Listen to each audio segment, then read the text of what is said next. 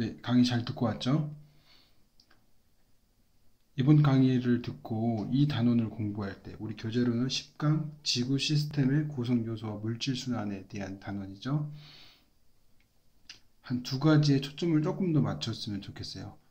사실은 전체 내용이 중요하지만 우리는 올 여름에 있을 검정고시를 대비해야 하기 때문에 검정고시에 조금 더 우리가 초점을 맞춰야 될 부분이 무엇인가를 이야기해 보려고 해요.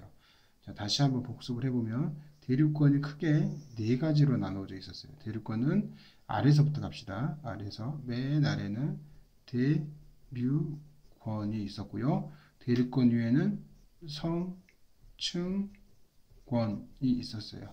그리고 성층권 위에 중간권이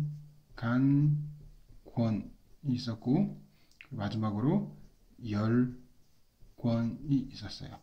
이 네 개 층에 대한 이야기가 우리 지금은 가볍게 다루지만 사실 중학교 때는 조금 더 자세히 다뤘거든요. 각각의 대기권에서 어떤 특징을 가지고 있고 어떤 일들을 하는가에 대해서 그리고 어떤 기능들이 있는가에 대해서 자세히 좀 더 배웠던 걸로 기억해요. 그래서 우리가 이 부분 각 대기권의 각 층별 성질이나 어떤 특징들에 대한 걸 초점을 맞춰서 공부를 해두면 조금 더 검정고시에 도움이 될 것 같아요. 책에 나와 있지만 대리권에서는 기본적으로 기상현상에 대한 이야기, 그리고 중간고는 가장 대표적으로 대류현상이 있으나 기상현상은 없다라는 거, 그리고 성층권은 오존층에 대한 얘기가 가장 특징적으로 나오겠죠. 오존층을 이야기가 나올 것이고, 조금 더 오늘도 언급됐지만은 비행기의 항로로 활용된다. 글씨를 알아볼 수 있나 모르겠네. 항로로 활용된다라는 것. 그리고 열권은 우리가 대표적으로 오로라를 이야기하죠. 그리고 중간권에 대해서 하나 더 이야기하면은 유성.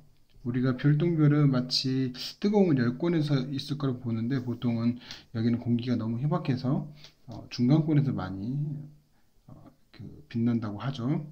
그리고 대륙권에 대한 기상현상. 이 정도에 대한 이야기 외에도 각각의 대기권들을 우리가 구분할 수 있을 만한 특징을 기억하고 있어야 될 것 같아요.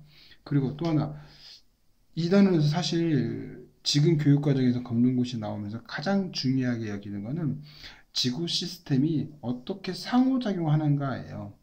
우리 책에 보면은 115페이지에 6번에 나왔어요. 6번 문항에 뭐라고 나오냐면은 지구 시스템의 상호작용이라고 해서 분명히 나와요.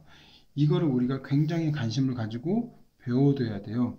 그래서 소위 기권과 직권과 그리고 수권 그리고 생물권, 이 네 가지의 상호작용의 예시들을 여러분들이 분명히 기억해야 됩니다.